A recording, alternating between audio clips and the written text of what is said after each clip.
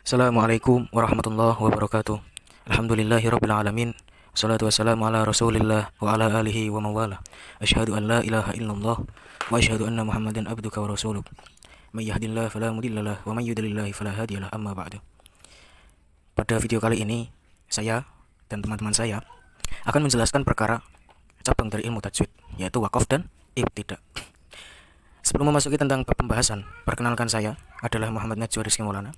Dan anggota kelompok yang kedua ada Audia Zilfani. Anggota kelompok yang ketiga ada Firdaus Nurbaiti. Terkait definisi wakaf akan dijelaskan oleh Mbak Audi. Waktu dan tempat kami persilahkan. Definisi wakaf. Kata wakaf dalam bahasa Arab adalah salah satu bentuk masdar dari fi'il madhi waqafa. Kata wakaf secara etimologi mempunyai beberapa arti, antara lain berdiri, khilaf al-julu, menahan, al-habsu, dan diam as-sukut. Definisi ibtida. Kata ibtida dalam bahasa Arab adalah bentuk masdar dari fi'il madhi, ibtada'a. Kata dasarnya adalah bada'a, artinya memulai sesuatu pekerjaan. Secara terminologi, para ulama yang menyebutkan definisi wakaf di atas tidak memberikan definisi ibtida.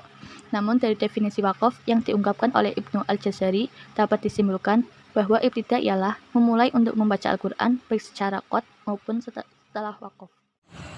Pembagian wakaf. Para ulama berbeda pendapat dalam mengklasifikasikan wakaf. Yang pertama, wakaf ihtibari, yaitu wakaf yang dilakukan untuk mencoba bagaimana sebenarnya berhenti saat membutuhkan berhenti.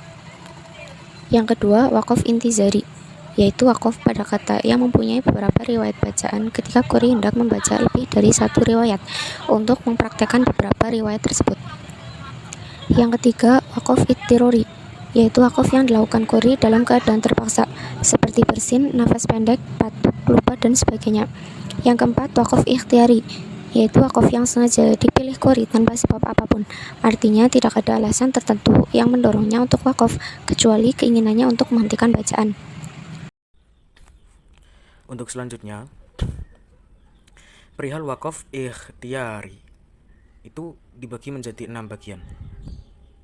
Yang pertama ada wakaf bayan, yang kedua wakaf maktur, yang ketiga wakaf tam, yang keempat wakaf kafi, yang kelima wakaf hasan, dan yang terakhir wakaf qobi.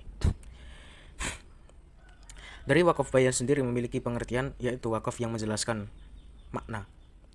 Bayan kan, kalau dalam nahwu itu ada penjelasan pasal bayan itu biasanya berisikan tentang penjelasan makna. Kalau yang kedua wakaf maktur, yaitu wakaf yang dinukil oleh sebagian ahli lada secara talaki ya. Mereka menganjurkan pada qori atau orang yang membaca Quran agar wakaf pada tempat-tempat tersebut. Jadi kalau wakaf maktur sendiri itu ada tempat-tempat tersendiri yang harus diwakafkan, dan itu sudah hak mutlak, tidak bisa diatur, tidak bisa diganggu gugat. Kalau wakaf tam sendiri yaitu wakaf pada susunan wakaf yang sempurna dan tidak ada hubungannya dengan kata sesudahnya baik dari lafadz maupun makna. Dalam artian seperti ini, wakaf tam itu adalah wakaf yang memang benar-benar sempurna. Jadi bukan karena ada, misal ada lafadz depannya lalu ini diwakafkan, misal sebab tertentu lalu ini harus wakaf. Tidak, ini memang sudah dari sananya udah wakaf. Jadi memang wakaf tam itu wakaf yang sangat, ya gimana ya, dalam artian itu sempurna, adalah sangat indah gitu loh. Posisi penempatan dari wakaf tersebut itu memang sudah sesuai maknanya. Jadi menurut segi makna memang itu harus berhenti, dan di lafadznya pun itu memang menunjukkan bahwa wakaf tam, wakaf yang diharuskan untuk berhenti. Kalau wakaf kafi sendiri yaitu wakaf pada kalimat sempurna dan tidak ada hubungan dengan kalimat berikutnya dari segi lafadz, namun masih ada kaitan makna. Dalam artian bagaimana ketika kita melihat segi lafadznya itu disuruh wakaf, tapi dalam bil makna dari segi maknanya itu masih berhubungan antara sesudah maupun sebelum wakaf tersebut. Oke. Untuk yang kelima itu ada wakaf hasan, yaitu wakaf pada kalimat sempurna namun masih terdapat hubungan dengan kalimat sesudahnya baik dari segi lafadz maupun makna. Ya, berarti bisa diambil kesimpulan wakaf sempurna itu ada 3 tadi. Yang pertama wakaf tam, yang kedua kafi, dan hasan. Kalau tam itu sudah sempurna dari lafadz maupun makna, kalau kafi itu sudah sempurna dari segi lafadznya namun masih ada kaitan maknanya. Kalau yang pertama juga ada kaitan maknanya.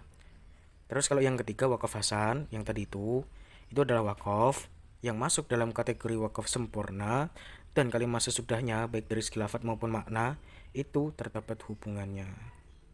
Oke, ngoten nggih. Kalau yang keenam ada wakaf qobi. Itu wakaf pada kalimat yang belum sempurna karena masih berkaitan erat dengan kalimat berikutnya, baik dari segi lafadz maupun makna. Berarti dikatakan tidak sempurna itu ketika masih ada keterkaitan antara kalimat berikutnya. Seperti itu. Yang kelima, wakaf ta'assuf, yaitu wakaf yang dibuat-buat oleh sebagian ahli bahasa atau ditakwil menurut keinginan hawa nafsu tanpa mempertimbangkan kaidah-kaidah baku di dalamnya. Contohnya itu seperti wakaf pada kalimat la tusyrik dalam Quran surat Luqman ayat 13. Yang keenam, wakaf al-muraqabah, yaitu berkumpulnya dua tempat wakaf dalam satu susunan kalimat. Apabila qori memilih wakaf pada yang pertama, maka ia harus wasal pada yang kedua. Untuk selanjutnya, tanda wakaf dan maksud dari tanda tersebut. Jika kita menemui ada tanda mim di dalam Al-Quran, itu adalah wakaf lazim. Jika kita menemui tanda to dalam Al-Quran, itu adalah wakaf mutlak. Jika kita menemui tanda jim, itu namanya wakaf jaiz. Jika kita menemui tanda kof dan fa disatukan, itu adalah wakaf sigat fil amr, yaitu kebolehan mewakafkan lafaz. Jika kita menemukan tanda kof, lam, dan alif, itu diperbolehkan untuk wasol. Seperti itu. Pembagian ibtida. 1. Tam, yaitu ibtida pada susunan kalimat yang tidak berkaitan dengan kalimat sebelumnya, baik dari segi lafadz maupun makna. Yang kedua, kafi, yaitu ibtida pada susunan kalimat yang sempurna tetapi masih mempunyai kaitan makna dengan kalimat sebelumnya.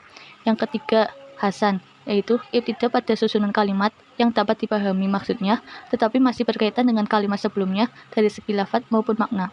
Yang keempat, kopi, yaitu ibtida pada susunan kalimat yang berkaitan erat dengan kalimat sebelumnya sehingga dapat berubah makna. Setelah mengetahui pembahasan pasal wakaf, yang paling penting juga adalah mengetahui cara membaca wakaf. Secara teori, cara membaca itu ada 7 macam pembagiannya. Yang pertama, menghilangkan tanda baca tanwin diganti dengan tanda baca aslinya. Yang kedua, mematikan atau mensukunkan satu huruf terakhir pada lafadz yang diwakafkan. Dan ini memiliki 3 syarat. Syarat yang pertama, huruf terakhir pada lafadz yang wakaf tersebut telah mati, sehingga tidak perlu mengubah tanda bacanya. Dalam artian sudah sukun dari awal. Yang kedua, huruf terakhir pada lafadz yang diwakafkan bertanda baca tanwin, semuanya diganti dengan sukun. Semua yang bertanda baca tanwin yang berada di lafadz yang diwakafkan itu diganti dengan sukun. Lalu yang ketiga, huruf terakhir pada lafadz yang diwakafkan bertanda baca fathah, dhammah maupun kasrah. Untuk wakaf yang ketiga memiliki cara membaca, yaitu dengan mengganti huruf dengan huruf pada lafadz yang diwakafkan. Yang keempat, mematikan 2 huruf terakhir pada lafadz yang diwakafkan. Yang kelima, dengan mematikan 2 huruf pada lafadz yang diwakafkan yang jatuh setelah bacaan mat. Yang keenam, memindahkan hidup terakhir pada huruf mati sebelum akhir. Yang dipindahkan apa? Itu harokatnya. Harokat itu artinya berarti antara fathah, kasroh, atau dhammah. Semua itu diganti menjadi huruf mati di sebelum akhir.